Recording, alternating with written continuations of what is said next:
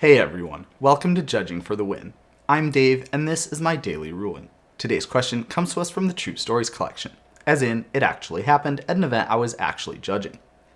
Amy plays a Mistcutter Hydra. Is it possible for Nick to use an Aether Gust to avoid taking damage from the Mistcutter Hydra this turn? Okay, so the first thing that we need to know about this question is that if Nick waits until the Mistcutter Hydra is on the battlefield, it's going to be too late for him. This is because Mistcutter Hydra has protection from blue, and that means that once it's on the battlefield, it will not be possible to target the Mistcutter Hydra with a blue spell such as Aether Gust. However, if you look carefully, you can see that Aether Gust also is able to target spells, and that is a much more promising avenue.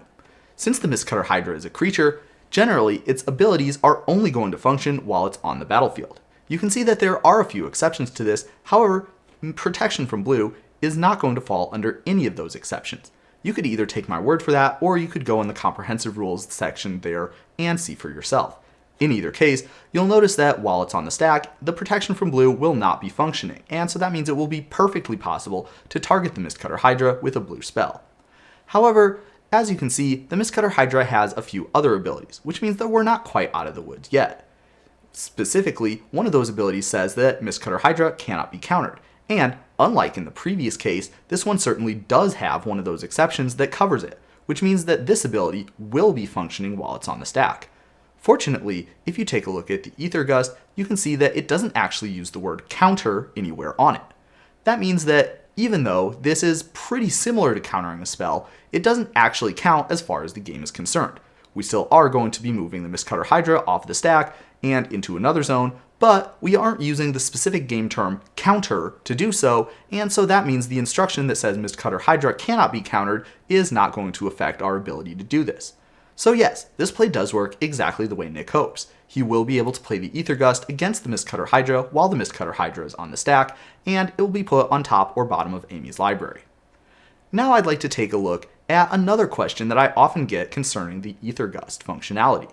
And that would be, which player specifically is going to be making that decision as to where it goes, Amy or Nick?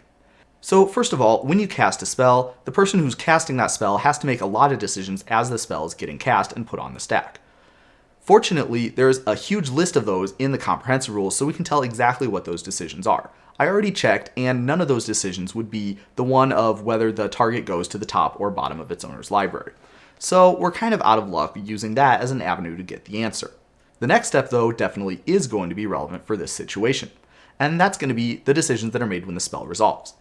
So all of the instructions on the spell are going to be performed in the order that they're written down, and we can see that the instruction in question specifically says that the owner of the targeted thing is going to be putting that on top or bottom of their library.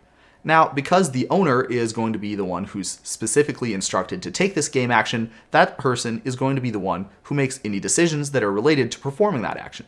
In this case, putting it on top or on bottom. So, applying that to the situation that we have at hand, we have Nick using his Aether Gust against Amy's Mistcutter Hydra to put that card either on top or bottom of Amy's library. Because Amy is the owner of the targeted card, she's the person who gets to make the decision as to whether it goes on top or on bottom. And that's all I have for you today. How did you do? Join me again next time for another daily ruling, but until then, I hope you have a great day.